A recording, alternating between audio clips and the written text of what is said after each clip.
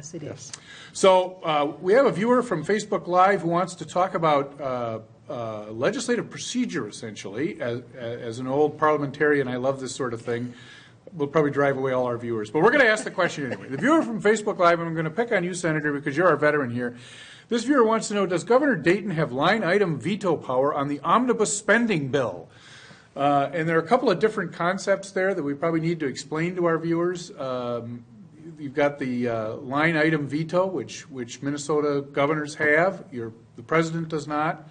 Your state constitution sets out whether or not there is such a thing, and a line item veto means that they can take out a line in the budget, and then, of course, the omnibus spending bill. So let's start by telling our viewers, Senator, what an omnibus spending bill is. Can you tell our viewers about this?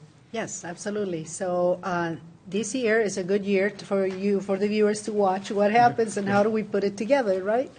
And so in every committee, and we call them divisions, actually, we hear the different proposals that will ask for budgets for different pieces. So in education, we will hear almost every bill that is requesting a budget item, whether that is to increase formula for all students, or is a categorical funding, meaning there is a special category like funding for ELL.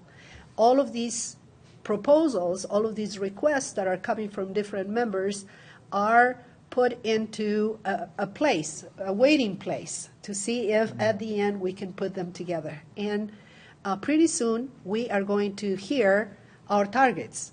And what that means is that they will tell each committee what kind of money they are going to have for their committee, for their division. And depending on that target, then they get to select the different bills that will come together for you to use that target that was given to that committee. And that's where the real conversation begins. Because early, like right now, we have heard so many bills that are probably not going to make it, because our target is not going to be as big as the bills that we have already heard. And we keep hearing bills. So at the end, the committee will have this conversation about selecting priorities. And the House and the Senate will have different priorities. And then a larger conversation takes place where the Senate presents their priorities, the House presents their priorities, and they're going to have to come together to present one budget bill. And that is how the decision is made, basically. So it's based on a target that is given to each committee, and then we present that together. We make those decisions in the Senate, the House. They are different. They will come to a conference committee, and then it comes to the governor as a bill, is the budget presented by each division. And the governor may disagree with that, and then is where he can select a line and say that he's going to veto that portion of the bill. So it's too early to get to that conversation, because right now we are hearing a lot of the proposals that are coming from the different members. So and of course, as the process unfolds,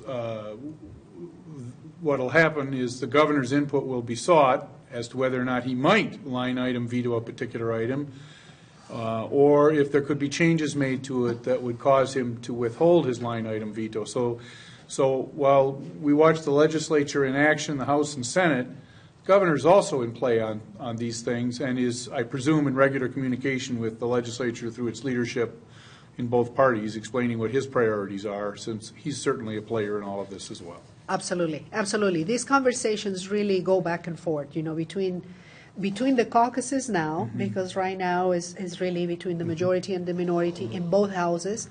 Then the houses come together, and in all of the conversations, really, the executive branch is participating, and really the commissioner is helping us, create all of the fiscal notes to make sure that we have the information and we have the opinion of the governor throughout this process. So we don't arrive to the final decision without input, without knowing what is the position of each caucus, what is the position of the author, what is the position of the opposition to the author and the governor. So there is a lot of conversation that takes place in the process of crafting a budget in a division, for sure.